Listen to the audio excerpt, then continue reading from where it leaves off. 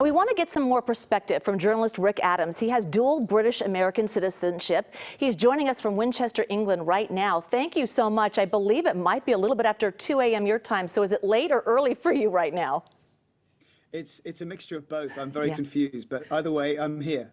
Well, we appreciate your time so much. You know, I can't help but be even more moved when I hear more stories about her. So tell me how the day is unfolding and the mood there. Yeah, it's very strange, Juliette, because it has been something that we've expected as a nation for quite a long time. And it's something like, your favorite grandma, who's always going to be there, but you have a figure that something's going to happen at some point. And so there's a sort of sense of slow rolling shock here because it is something that has been in the background and is now happening. And she really was an extraordinary human being with such dedication and devotion to her country and people that it's really an enormous shock to suddenly think after 70 years she's no longer there. And I think you nailed it. She's everyone's favorite grandmother. It's that family feeling. And we feel it here in the Bay Area. We've been covering these stories and the same type of outpouring. And you probably can maybe help us put in perspective, why is she such a fascination, and the royals are, here in America?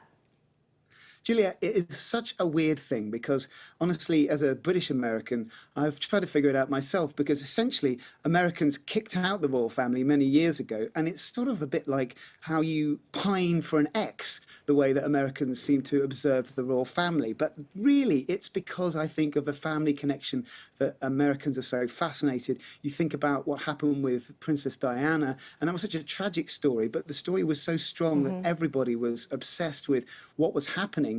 It was a beautiful romance that's went in a very strange direction. And of course, then with series like The Crown, you've been really following this extraordinary story of a family which could outdo Succession as a TV series.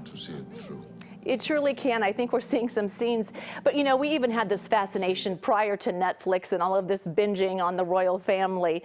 And I know, you want to give her due and all of that, but I think the curiosity now on our end is what happens now. So talk about the monarchy now.